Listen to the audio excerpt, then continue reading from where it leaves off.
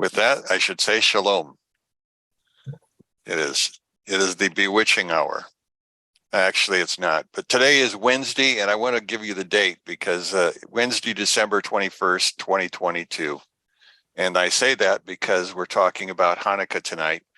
And in talking about Hanukkah, I want you to understand that on tonight, if you haven't already, you should have begun kindling your fourth candle, because this is the beginning of the fourth night. So the lights, again, are to be 4 candles at this point in time. I think there's so many people who are talking about this. I almost feel like I might have wasted your time, because you could go to all kinds of sites, but I'm hoping I'll be giving you something you haven't looked at before, something that is quite different. Not that I'm making it up, but I just want it to be something that gives you something to pause over. Whenever I teach, my hope is that there's things in there that you can meditate on. And meditation is very good, and especially during this time of year. In fact, that is what the candles are supposed to be about, is the idea of beginning a process of reflecting and understanding. And so in our story today, I want to start, we're going to talk about Hanukkah. Let me give you Hanukkah. Most sites are going to tell you about the candles, because the candles are the only thing mentioned about Hanukkah in the Talmud. In fact, it's in 2 sections. One is in Sanhedrin 92b, I think it is, and the other one is in Sukkot. That's the only thing it talks about. But I want to give you the reason and the rationale. And so in order to do that, I want to go back all the way to the very beginning, to the very first part of the Bible. I want you to go back to Genesis chapter 1.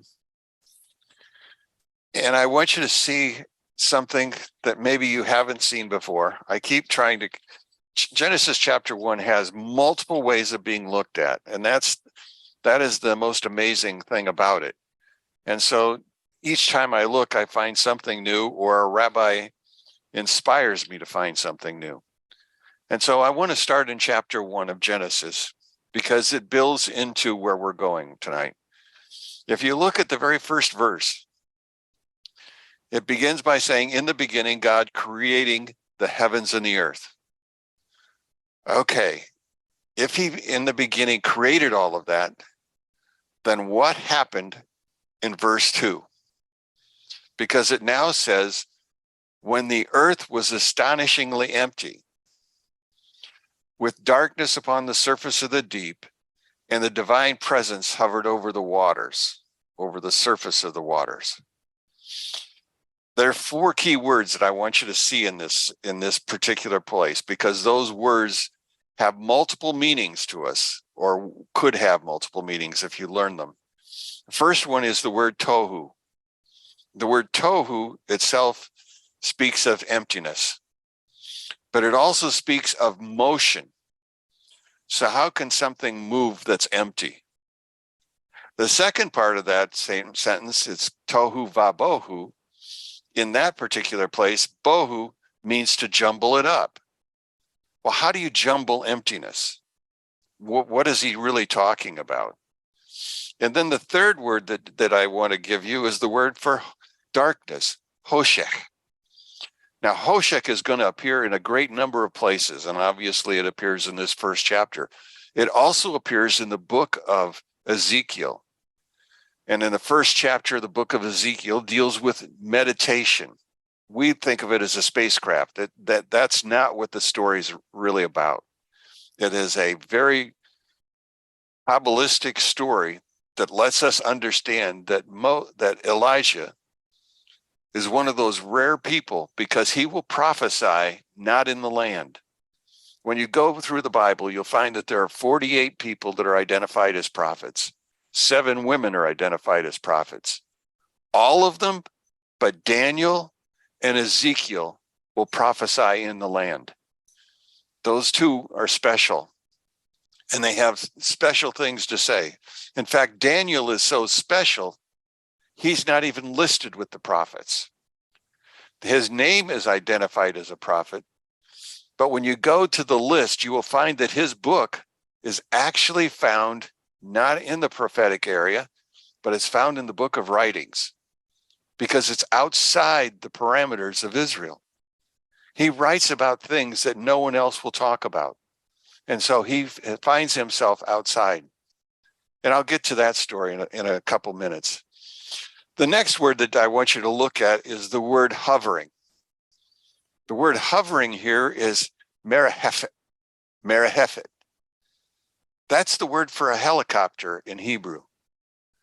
So something is helicoptering over emptiness, over something that's moving, over something that's quite different. And so the rabbis begin to analyze that text and they begin to ask the question. Oh, by the way, the fifth one that I wanted you to look at was the idea of who's hovering over the water. And that character that's hovering over the water will be said to be the Messiah. So what you're looking at in this second verse, which you probably hadn't seen before, is a look at the four empires that are going to impact Israel as a nation.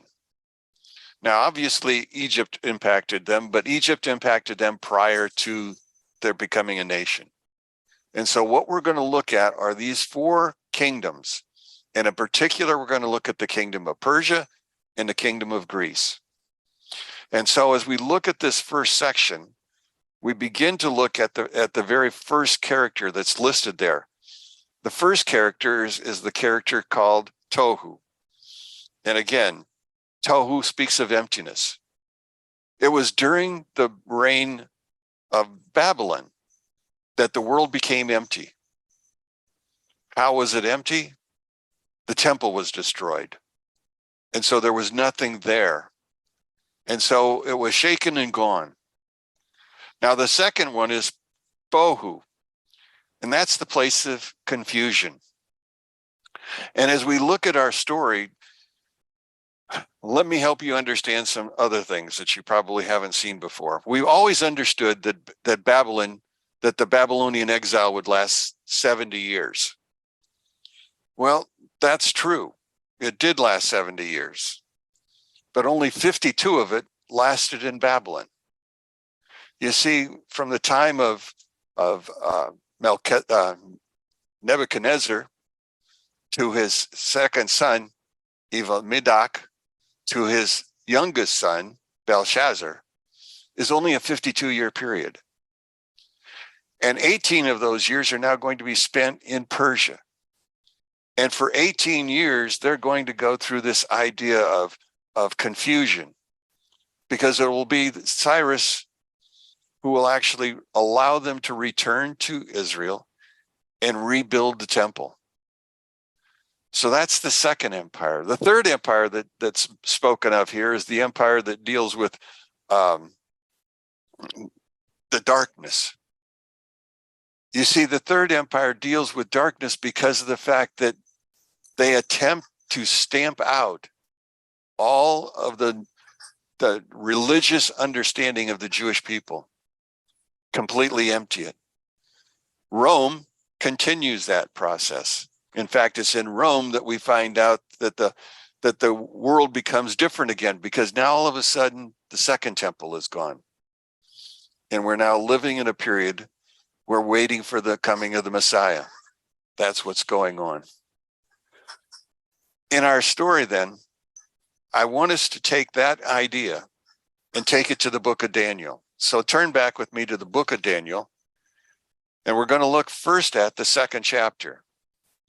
I want you to understand first off that the book of Daniel is different than any of the other books. Yes, it's different in the sense of who's it's about, but it's also different because it was actually written on multiple scrolls. 12 chapters appear in our Bible. 14 are actually been found. Of the 12 that appear in our Bible, they're found on 9 scrolls. It was the Sanhedrin who actually put together the book of Daniel. It was never completely found as a singular book, but only as chapters. And so here, our book, we begin to look at this book, and the rabbis put it together the way they felt it should be understood. And so we began in the book of Daniel, and I've taught about some of this, but in Daniel, the second chapter, we said that kingdom all the way down. Remember the kingdom of gold, that's Babylon. We noticed the silver, the chest, that was Persia. Then we noticed the copper, the brass, and that was Greece. Then we noticed the iron that was there, and that was Rome, or what we would call Esau, or what they call Esau. But there was a fifth part. That's the part where we have iron mixed with clay. And so there was a long period of time when the discussions never went towards that mixture. Why was it mixed? Understanding came from Ibn Ezra and Rambam. They identified the mixture as Esau and Ishmael, or the Muslim world.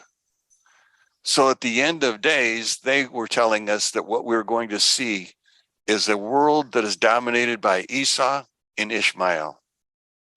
Those will be the last two empires that are together.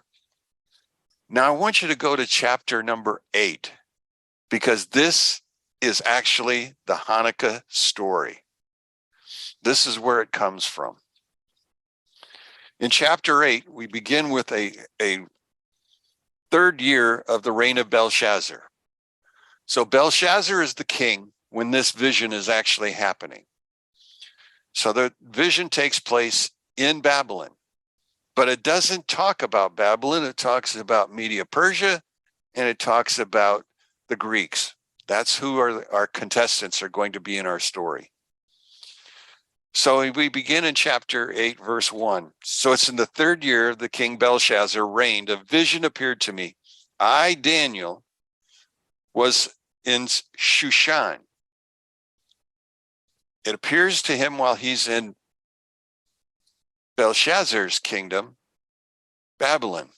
But in the vision, he's going to be in Shushan, which would later become the capital of the Persian Empire.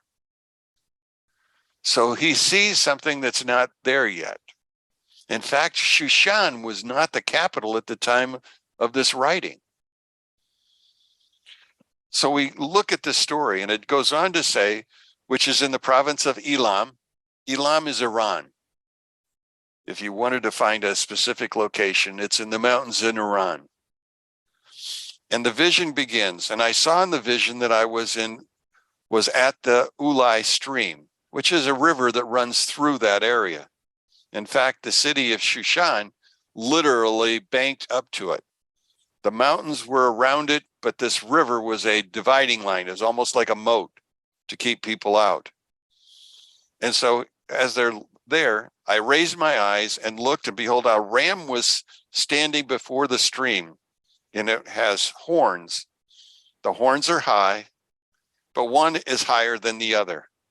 And the higher one is coming up last. Now in our story then, we have two horns, not of equal size.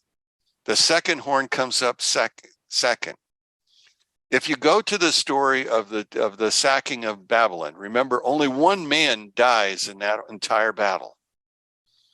You see, they snuck through the Euphrates River, they blocked it, they came up over the walls. No one died in the battle to take Babylon away from Belshazzar.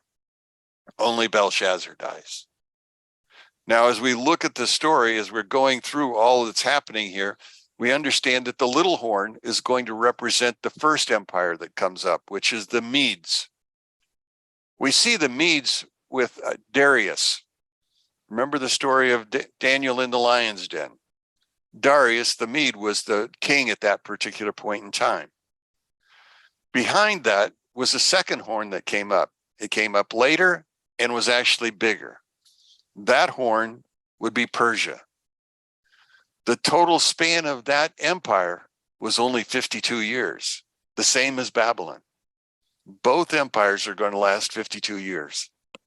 But we know in the middle of the Babylon or of the Persian Empire, Cyrus tells them that they can go back and rebuild their city and their temple.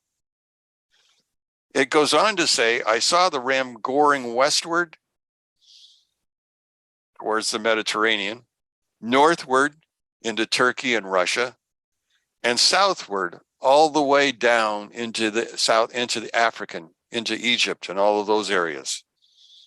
Now, as he's going in those directions, no beast could stand before it, nor could anyone rescue it from its hand. It did as it pleased, and it grew. So the empire actually grew bigger. It was much larger than the Babylonian Empire when it was all said and done. Now, as you're going through the story, we begin to look at something else that was happening at the same time. Verse 5. And I was contemplating, meditating on it. I was meditating this, and behold, the he-goat comes from the west across the surface of the entire earth, but not touching the ground. And the he-goat had a conspicuous horn between its eyes. It came up to the two-horned ram that he had seen standing before the stream, and he ran at it with a fury and of might. And I saw it reach the ram, and it fought bitterly with it, and then smote the ram and broke its two horns, or the two kingdoms that were there. And the ram had no strength to stand before it. The goat threw it to the ground and trampled it, and there was no one to rescue the ram from its hands. So we're now looking at the story from the Greek perspective. The Greek story is that this is one coming from the west to the east. It's Alexander the Great.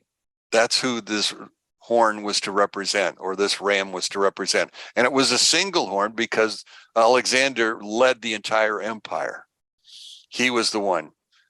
Now, he decided to invade Persia, not on his own. He had this thing. It seems that his father, Philip, had decided he was going to conquer the Persians after they had crossed the straits several times and began raiding Greece. And so he decided he would get even. So he hired himself an army, or a mercenary group, and they began to move. One problem was, a king is not necessarily safe unless he has good guards around him. And Philip was assassinated. So Alexander takes his place. Now, Alexander was not necessarily going to go invade anybody until he looked into the treasury and asked his bookkeeper for an update on how much money we have. And he found out that they had only a few talents left, not enough to keep the kingdom. So he decided he would do what his father was going to do, and he would go to the places where there was money. And so he crossed over the Straits of Dardanelles, and he now began to go through Turkey. And he went down the coast into Israel. And he moved from Israel down into Egypt.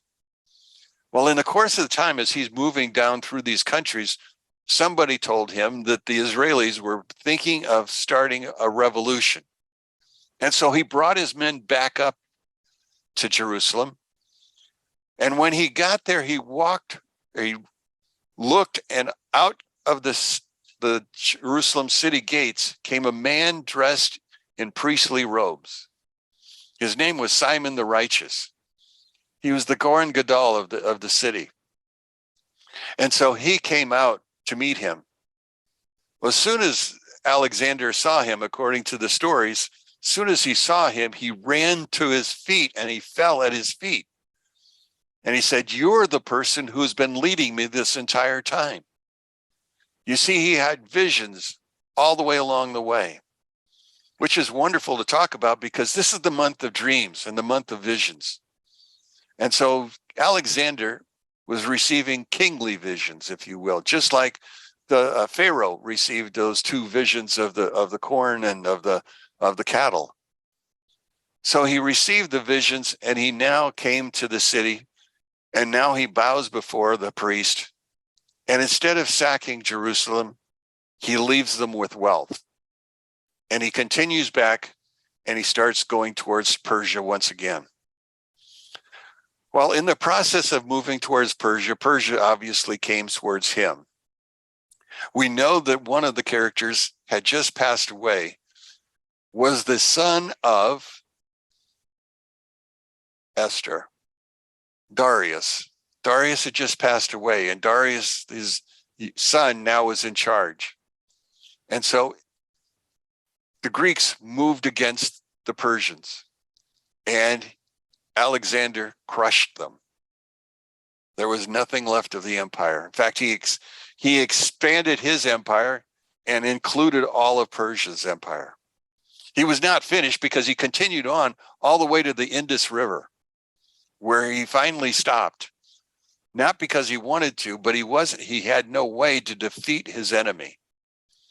You see, it says that he simply could run across the ground without touching the earth. Today, we would call that a blitzkrieg. It was rapid deployment. Chariots and horses were his main army, and they simply outmaneuvered any other army that was before them. Well, in the course of time, they reached the Indus River, and at the Indus River, they tried to cross, but the problem was when they crossed, they ran into tanks. Actually, they were elephants with forts built on top of their backs, and soldiers inside those forts overwhelmed the horses. The horses couldn't handle it. The chariots could not move fast enough, and so there was a crushing defeat. So at the Indus River, he stayed, and he died there. Now, at that point in time, we would have said that the whole thing is through because it says it's only one horn. But now let's look at the rest of the story. Then the he-goat grew greatly, right? And in the mightiest of the great horn was broken. He died. And a semblance of 4 horns came up in its place, pointing towards the 4 directions of the heavens. Now, out of one of them came forth one little horn, which grew exceedingly southward and eastward and toward the coveted land. So our story goes from Alexander, who was replaced by his sons, or at least one of them, who was quickly assassinated, and the generals began to fight among themselves until finally there were 4 generals that finally came to an agreement. Each of us will take a section, a territory, and that will become ours. One took the territory of Macedonia, Greece. That was what he decided he needed. A second one took the northern territories. The third one was a man called Seleucid. And Seleucid took the territory which we call Syria and Turkey and all of the area of Persia. The fourth one was called Ptolemy, and he took Egypt, and that was his empire. So there were 4 generals who divided the nation into 4 parts, each one having a rule. But eventually, Seleucid got tired of the others and began to attack the others. In the end, it was down to Ptolemy versus Seleucid. Now, he had passed away, and so people had taken his place. In fact, at the point in time in which this story begins to break out, we have a character on the throne called Antiochus Epiphanes, God Majesty. That's what he called himself, God Majesty. His citizens called him God Insane. They didn't have the same opinion of him as he had of himself. Constantly, there was a war between Ptolemy's army in Egypt and Antiochus' army in Turkey and Syria. Finally, there came a point in time when Antiochus took his entire army down to Egypt with the intention of destroying that southern kingdom. It failed. He returned and began to go north, but he found himself out of money. What do you do when you're out of money? You go to the nearest exchange and you take it out of a credit card machine. He went to the nearest exchange, and that was Jerusalem. And so he began to sack Jerusalem in savage revenge for something that happened to him. And he took everything. But he wasn't satisfied in taking all that they had. He also wanted to change them. You see, the Greeks up until that time understood, well, Alexander believed that they should blend them all together, but he wanted to do it peacefully. Antiochus didn't want to do it peacefully. He just simply eliminated circumcision. He eliminated Shabbat. He eliminated all the festivals. He eliminated everything that made a Jew a Jew.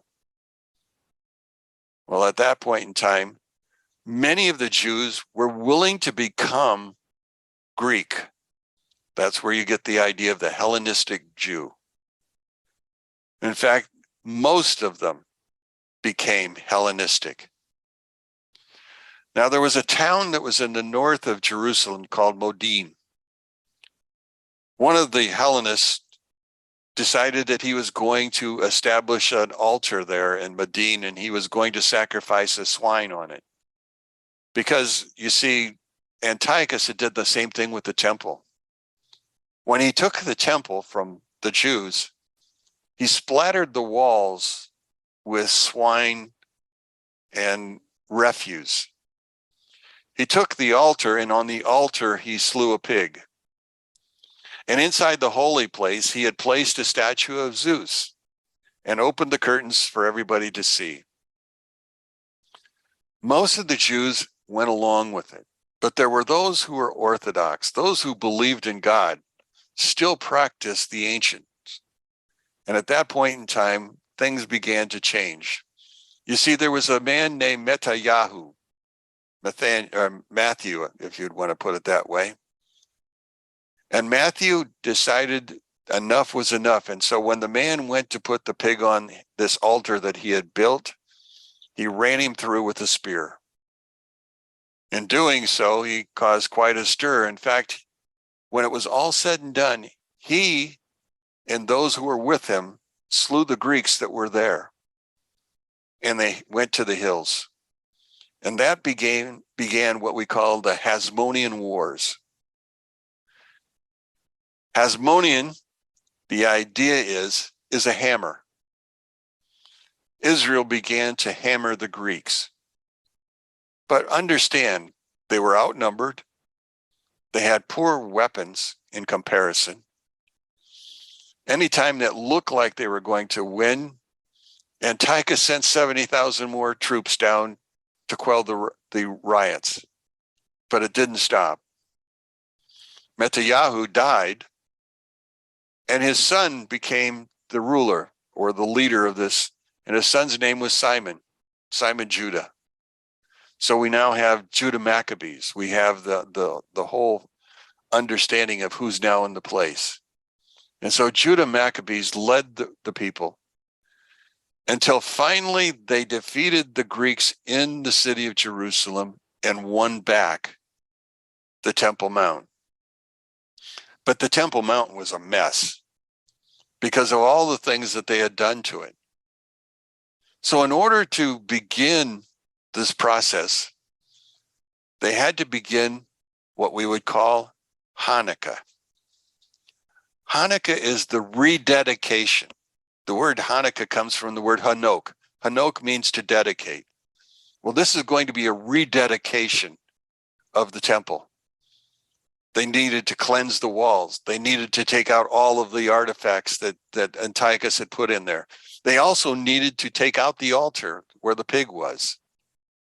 By taking out the altar, I mean they took every stone of the altar out and replaced them with new stones.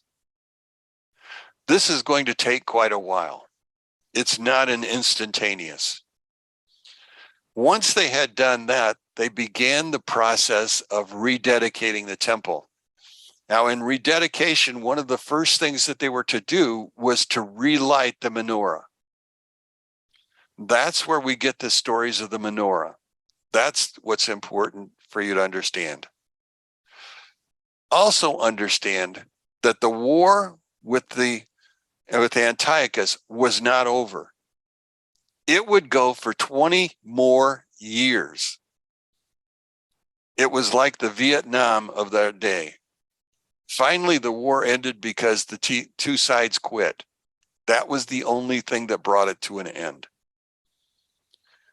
Now, back at the temple, again, looking around, they found one cruse of oil that still held the seal of the Cohen.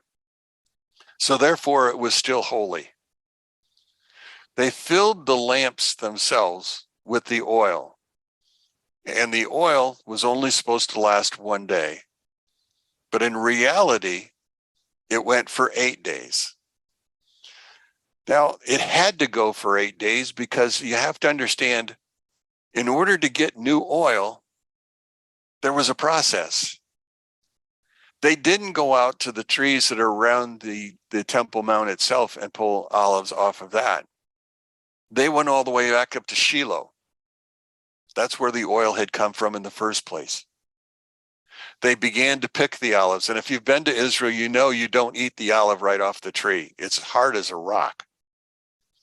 In fact, when we got them, we soaked them for 2 days just so that we could crush them. They go through the crushing process, the refining process, all that was necessary. By the time they returned with the oil, it was now 8 days. So the miracle of the 8 days is also the miracle of how long it took them to process new oil. Something you probably haven't heard in any of your stories. Now, I need to then switch and let's talk about the candles and talk about the menorah itself. Hopefully I gave you enough information. And by the way, the lighting of the menorah occurred on the 25th of Kislev, which was 4 days ago if you're on Jewish time. The menorah spoke of, well, not only rededication, but it also spoke of freedom. It was a light. That was the important thing to understand. I want to read to you, if you don't mind, I want to read what's in the Talmud so you have an idea of what all it was there. It says, the holiday of Hanukkah, celebrating the Jewish victory over the Seleucids and the rededication of the temple in 164 BCE, was observed by the lighting of lamps, symbolizing the relighting of the temple menorah. The Babylonian Talmud, Shabbos 21b, explains the significance of the festival in its detail. Our rabbis taught the commandment of Hanukkah is to light one candle for a man and his household. Those who are more exacting, one candle for each and every person. So the original story was, on the dedication of this, each family was to use their own set of candles, their own menorah. Now, their menorah didn't have to be a 8-figured unit. It could be 8 single candles. But the idea was that you had at least 8 days worth of candles. And understand that 8 days wasn't enough, because you lit a candle on the first day. On the second day, you relit a new candle that was sitting in that holder and a second one. On the third day, you would again, new candle, third day. So now you've got 6 candles that you've lit. By the time the story is all finished, and they've done it 8 times, you have now lit 36 candles. 36, not 8, but 36. And this was the number of candles. Now, 36 is the number in Hebrew, is Lamed Vav.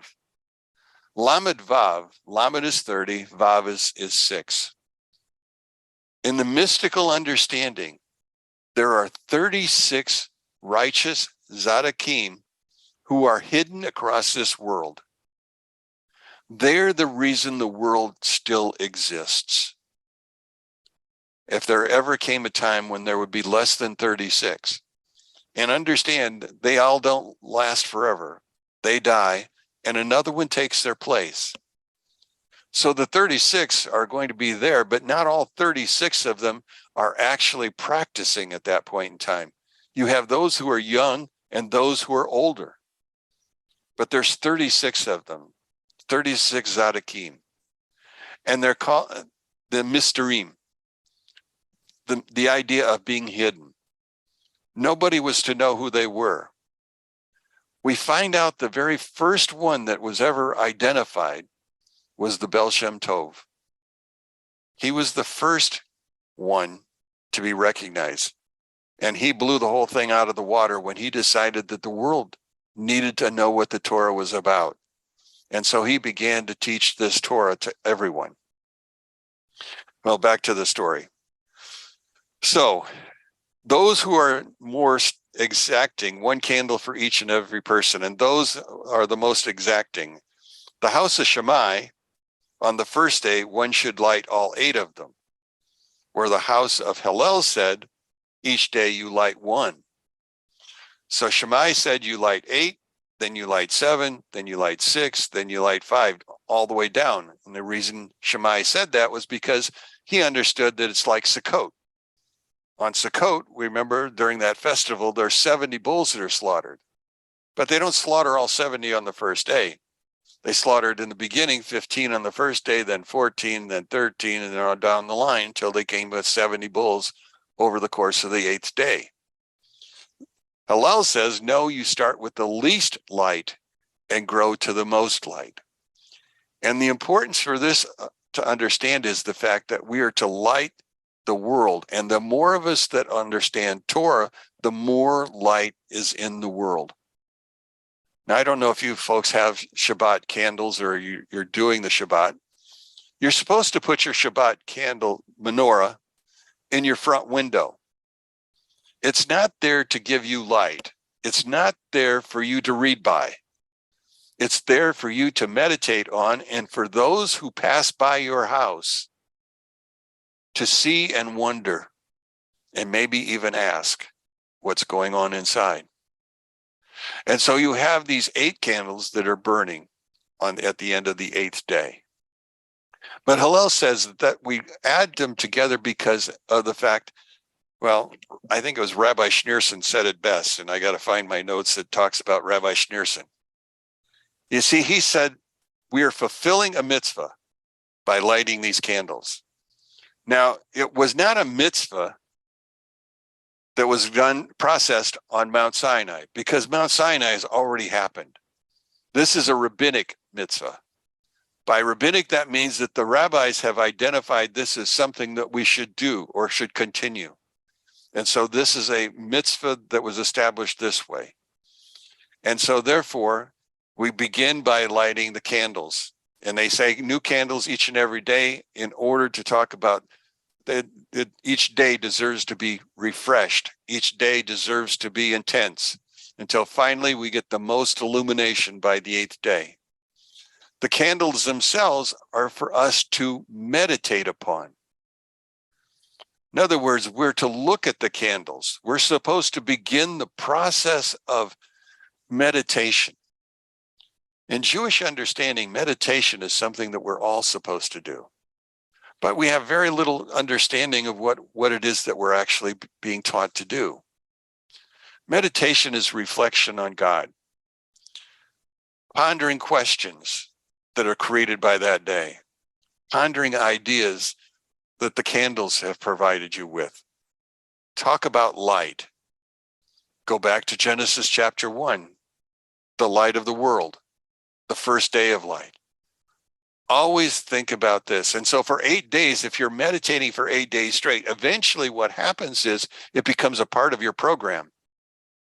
And you now begin to meditate over longer periods of time, and not over 8 days, but over a year, and maybe even longer. So it's the idea that they illuminate the home. Also, if you go to the book of Proverbs, the chapter 20 and verse 27, you find out that the candle is the soul of a man. Meditating upon our souls. You remember, what gets us into trouble, what got Eve into trouble, was looking at something. Because you see, when she saw it, her heart desired it, and then her body carried through.